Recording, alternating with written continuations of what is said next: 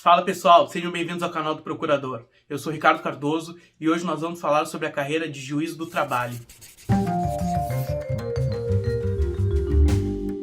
Então pessoal, hoje nós vamos falar sobre uma das carreiras mais interessantes e a que eu mais gosto entre as carreiras da magistratura, que é a magistratura do trabalho.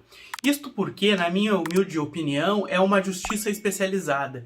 E toda justiça especializada tende a ser mais eficiente. Você domina os assuntos com maior facilidade, diferente da carreira de juiz de direito, que é uma variedade infinita de matérias e assuntos, em que você vai ter que, por força da competência, decidir várias questões através de tato, né? Não através de conhecimento, mas você vai seguir uma linha lógica de direito e vai ter que aplicar o direito mesmo sem ter aquela segurança. Já na justiça do trabalho, é uma magistratura especializada, e assim sendo, você consegue ter muito mais conhecimento e muito mais suporte para decidir as questões ali no dia a dia. E além disso, a magistratura do trabalho, por ser uma das magistraturas da União, o juiz do trabalho é um juiz federal do trabalho, ele possui a mesma remuneração dos juízes federais, as mesmas garantias, estrutura tão boa quanto, às vezes até uma estrutura melhor que a dos juízes federais, e lida com questões meramente civis, né? Quando eu digo, é um direito civil especializado, que é o direito do trabalho, né? Que nada mais é que um contrato, que é o contrato de trabalho especializado, que na maior parte do tempo é o que é analisado na Justiça do Trabalho. Então, tomando esses pontos iniciais da nossa conversa, vamos verificar qual é a competência do juiz do trabalho e o que ele pode fazer, que a Constituição atribuiu ao juiz do trabalho fazer. Então, o que a Constituição atribuiu ao juiz do trabalho? Julgar aquelas questões trabalhista, né, dos empregados da iniciativa privada, sendo que os servidores públicos, né, estatutários, que é aqueles que têm o regime jurídico da União, que são regidos pela Lei 8.112, esses são de atribuição dos juízes federais, tá? Os servidores do INSS, servidores dos ministérios, os procuradores federais, eventualmente, que ingressem com uma ação contra a União, os próprios juízes do trabalho, juízes federais, quando eles ingressam contra a União, eles caem com os juízes federais, né? Os juízes do trabalho julgam os contratos de trabalho seletistas, tá? E umas outras atribuições também que nós vamos ver. Os juízes do trabalho, eles também têm a competência para julgar questões relacionadas ao direito de greve, as questões de direito coletivo do trabalho. Então, por exemplo, digamos que um grupo de empregados foi prejudicado, seja na sua individualidade, por exemplo, com assédio moral, seja no ambiente poluído, por exemplo, por atmosférico. Então o juiz pode também decidir sobre as questões de direito coletivo do trabalho, que às vezes não é aquilo que a gente estuda na faculdade, né? A faculdade às vezes não contempla tão bem o direito coletivo do trabalho, mas saibam que ele existe, ele é julgado pelos juízes do trabalho. Assim como o direito de greve, o direito sindical, todas essas questões são decididas pelos juízes do trabalho. Além das questões de dano patrimonial relacionadas a direito do trabalho. Por exemplo, indenizações de dano moral, dano material sofridas durante a jornada ou até em decorrência da jornada ou em decorrência do trabalho, como doenças que são adquiridas pelo trabalhador. Isso tudo é julgado na Justiça do Trabalho, tá? A Justiça do Trabalho vai julgar indenizações de uma maneira geral vinculadas ao contrato de trabalho. A Justiça do Trabalho também tem competência para julgar as penalidades feitas pelos fiscais do trabalho. Os fiscais do trabalho são membros do Ministério do Trabalho, agora Ministério da Economia, e são fiscais, assim como os da Receita Federal, que podem ir numa determinada empresa, pedir documentos, verificar a questão dos empregados e, eventualmente, irregularidades. Eles podem ali autuar as empresas, né? Se as empresas quiserem discutir aqueles atos sancionadores, vão à Justiça do Trabalho e o juiz do trabalho pode manter o ato do fiscal do trabalho ou, eventualmente, anulá-los. Quando você passa no concurso de juiz do trabalho, você vira juiz do trabalho substituto, né? Então a vara tem lá 2 juízes, o juiz do trabalho substituto e o juiz titular. e você vai ser o juiz substituto daquela vara. Você vai ter seus próprios processos, vai comandar suas próprias audiências, mas vai ter um juiz titular, né, que vai decidir as rotinas ali da vara, vai ter o seu próprio diretor de secretaria, porém você vai ter ali a sua autonomia nos seus processos. Com o tempo, você pode, seja por merecimento, seja por antiguidade, se tornar um juiz titular. Pode ser nessa vara, pode ser numa outra vara. Normalmente é numa outra vara, né? Porque quando você é juiz substituto, você tende a escolher uma cidade muito boa, mas a vaga que vai ter para juiz titular vai ser numa cidadezinha um pouquinho mais afastada, né? Que aquele juiz titular quer sair daquela cidade mais afastada e ir para uma cidade mais perto de metrópole, então vai vagar aquela vaga um pouquinho mais afastada, e você, como juiz substituto, pode se candidatar àquela vaga para juiz titular numa cidadezinha um pouquinho mais afastada. Claro que, às vezes, não tem o juiz titular na vara, só tem o juiz substituto, e aí você vai ser um juiz substituto na titularidade plena, que a gente chama, né? Porém, o desenvolvimento natural da carreira de juiz do trabalho substituto, juiz do trabalho o titular da vara, e, eventualmente, com bastante tempo de carreira, você pode chegar a desembargador do trabalho. As garantias e vedações dos juízes são todas iguais, elas estão previstas na Lei Orgânica da Magistratura, que é a LOMAN. Lá, por exemplo, diz que os juízes vão ter irredutibilidade do subsídio, né, que nenhum governador de plantão ou governante de plantão vai reduzir o salário dos juízes, até para que esse poder seja independente, eles não podem ter uma redução do salário abrupta pela vontade do político de ocasião. Eles vão ter inamovibilidade, que é o direito de permanecer na sua cidade, ainda que contrarie interesses políticos poderosos locais, né? O juiz ele só vai poder ser afastado do local onde ele atua por processo disciplinar respeitado contraditório e ampla defesa. Então, a saída de um juiz da sua cidade, caso ele não queira, somente por punição. Não é um ato administrativo lá do presidente do tribunal, não tira o juiz da sua cidade, né? Ele não acorda no outro dia sendo removido. Precisaria, né, de um processo administrativo que chegasse a uma punição para aquele juiz, para ele sair daquela vara. E uma terceira garantia que é bastante importante para os juízes é a garantia da vitaliciedade. O que é a vitaliciedade? A vitaliciedade diz que o juiz não vai perder o seu cargo, senão por decisão transitada em julgada. Isso não quer dizer que ele não possa sofrer uma série de punições administrativas, mas a perda do cargo apenas por decisão judicial transitada em julgada. Outras características importantes da carreira de magistratura é, por exemplo, que eles só podem ser processados no tribunal, eles não são investigados por outros juízes. Os juízes podem ter porte de arma, porque está previsto na sua legislação o direito a porte de arma. Os juízes, por outro lado, eles possuem várias vedações. Eles não podem, por exemplo, participar de atividades políticas partidárias. Eles não podem, por exemplo, morar em uma cidade diferente de onde jurisdiciona. Claro que o tribunal pode autorizar a saída dele, mas, em regra, ele tem que morar na cidade onde ele tem a sua jurisdição. O juiz também ele tem que ter conduta irrepreensível, tanto na vida pública quanto na vida particular. É por isso que é muito difícil ver um juiz num bar, num happy hour, numa festa, porque as corregedorias cobram muito dos juízes que eles tenham um comportamento bem discreto, né? Inclusive não participar de eventos festivos, né? Então, isso é uma das limitações do cargo de juiz, né? Que as pessoas acham que juiz é só benefício, benefício, benefício. Não, tem várias limitações. Eles não podem ser diretor de empresas, eles podem ser cotistas e acionistas, mas eles não podem gerir empresas, por exemplo. Os juízes também não podem falar sobre despachos e sentenças pendentes, também não podem criticar decisões de outros colegas, salvo na condição de professor, né? Porque os juízes podem ter a sua carreira de professor e, como professor, podem criticar decisões judiciais, né? Como uma decorrência do direito deles de cátedra, né? O direito de ensinar, né? De lecionar.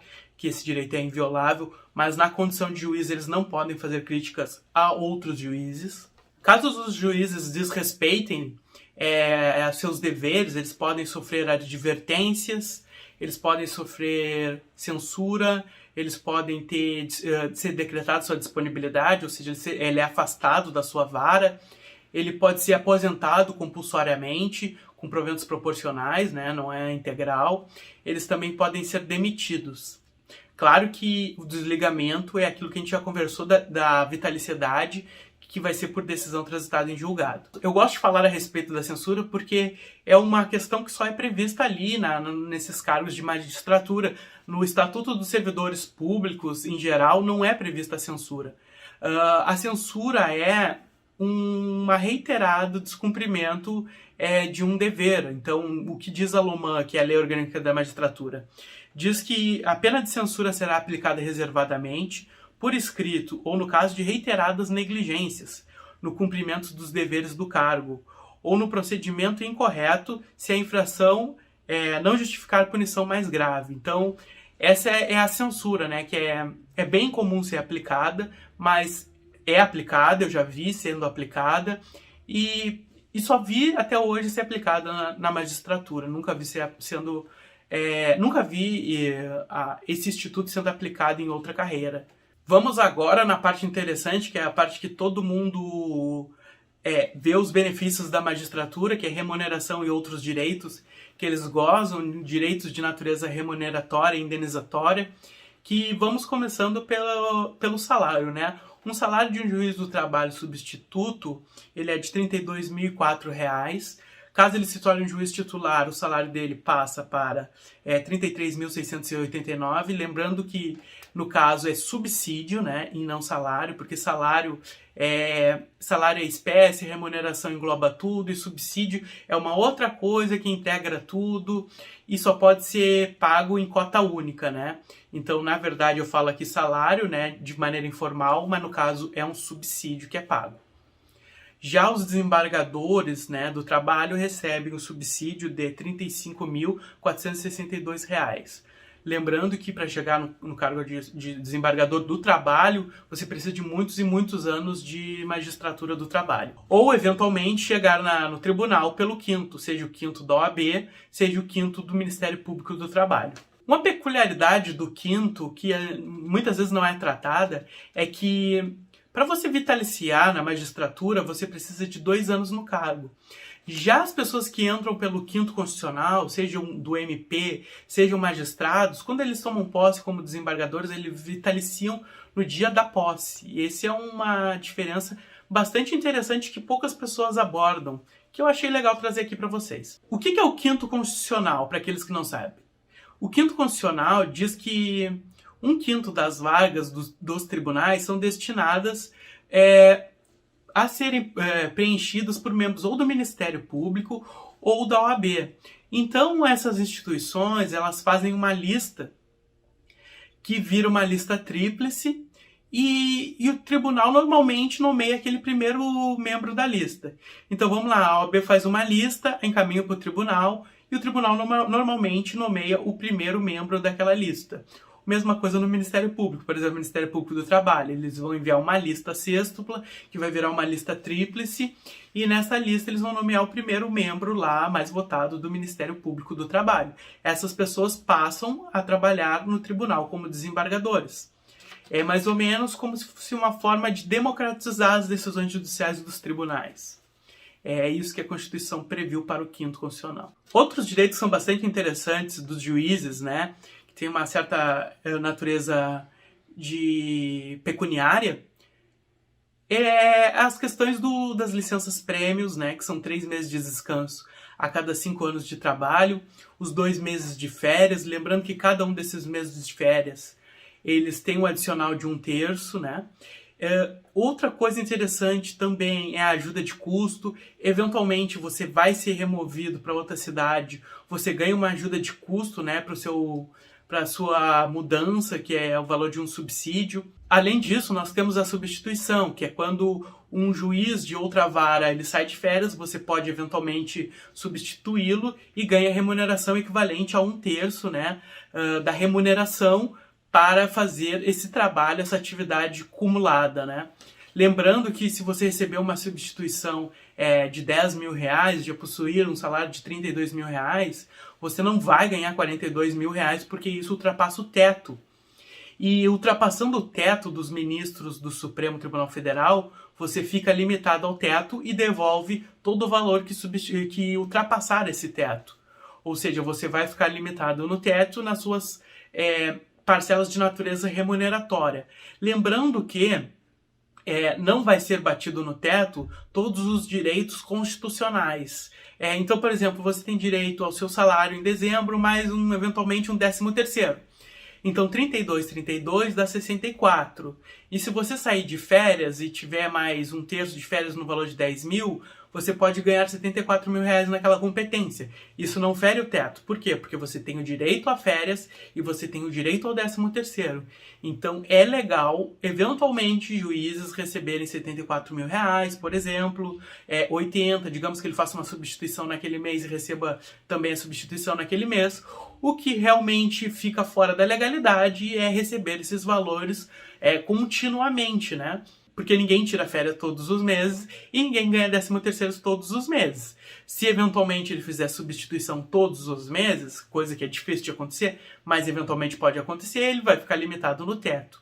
De outra forma, por exemplo, não acontece com as verbas de caráter indenizatório. Então, se o juiz está substituindo e fez eventualmente uma diária, a diária serve para cobrir os gastos da viagem dele a serviço. Então isso fica fora do teto, né?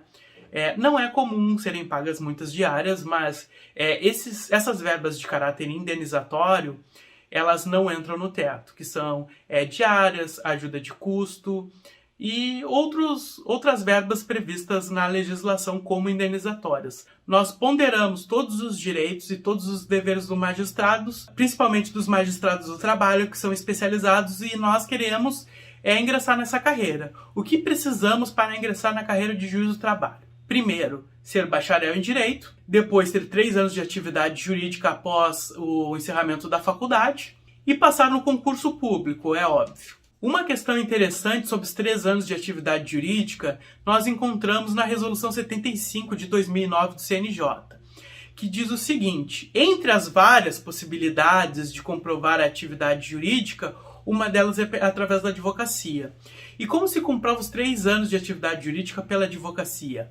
São com 5 atos em processos distintos privativos de bacharel em Direito. As pessoas ficam muito preocupadas em comprovar a atividade jurídica, mas no meu ponto de vista é muito simples ter esses requisitos implementados. Porque basta você assinar 5 recursos de apelação, 5 contrarrazões ou 5 iniciais, 5 contestações em 5 processos diferentes, apenas 5 atos durante o ano, que você já vai conseguir comprovar a sua atividade jurídica. Então você bota o seu nome como dativo em um tribunal ou em algum juízo, recebe 5 processos por ano e aquele ano você já implementou um ano de atividade jurídica.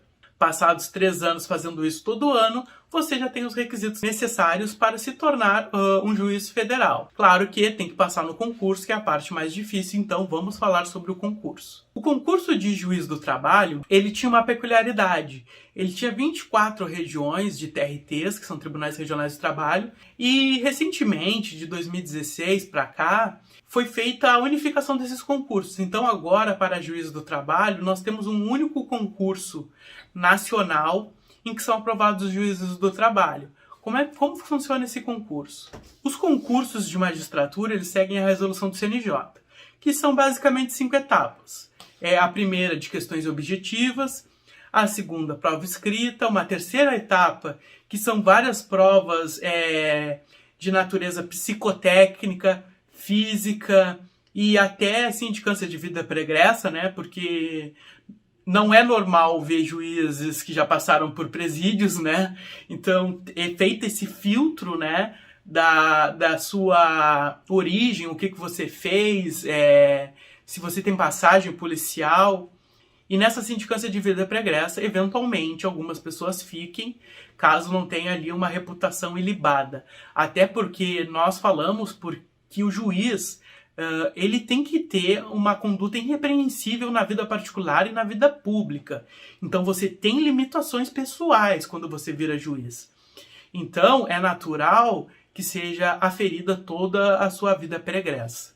Após essa terceira etapa, nós temos uma quarta etapa, que é a prova oral. Nessa prova oral vai ser inquirido por juízes do trabalho e desembargadores para verificar o seu conhecimento na prática e até como você sabe lidar com condutas adversas. Juízes são presidentes de audiências e, como tal, eles precisam ter capacidade de dominar aquele ambiente. Então, o juiz, quando vê tumultos, ele precisa repreender as partes, advogados, e sempre está no controle da audiência. Então, é natural que seja testada a sua capacidade de presidir audiências e até a sua capacidade de enfrentar adversidades numa prova oral. Então, o juiz ele tem que estar muito bem preparado para uma prova como essa.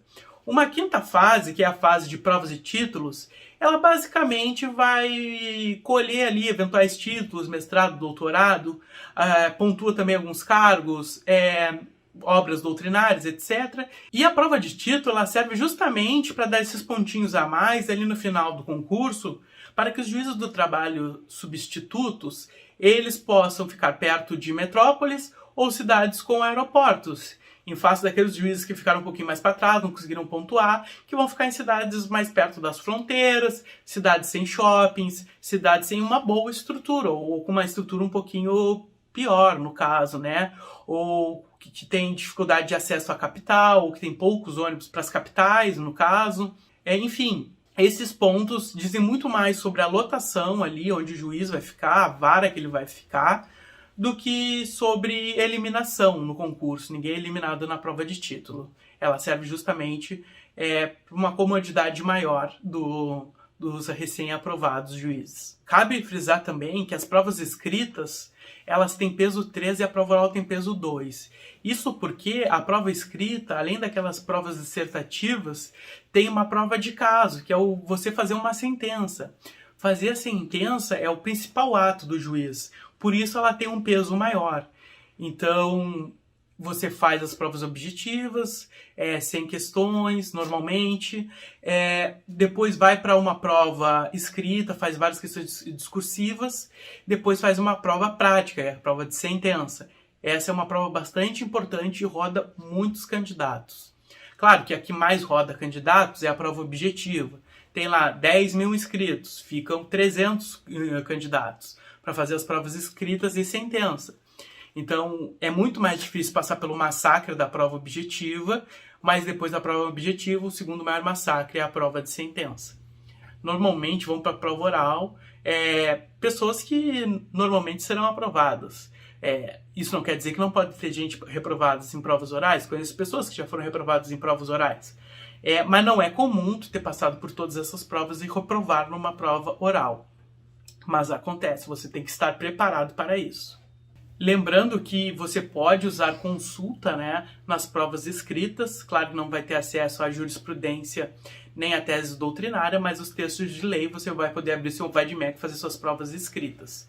E ter, assim, a melhor performance possível, porque em tese é das condições que um juiz teria de consultar a legislação para fazer suas decisões e fazer as suas fundamentações de despachos. Aprovado no concurso, você vai fazer a escola da magistratura em Brasília, depois faz as escolas das magistraturas estaduais, que tem, como eu disse, 24 TRTs, e logo você vai ir para a sua vara, poder jurisdicionar e ser um ótimo juiz do trabalho, se tudo der certo.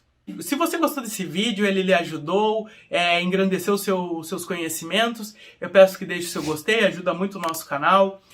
Deixe nos comentários eventuais dúvidas ou sugestões de vídeos. Eu te convido a te inscreveres no nosso canal, caso queira saber mais sobre carreiras jurídicas ou concursos públicos. Eu te agradeço por ter ficado conosco, muito obrigado e até breve.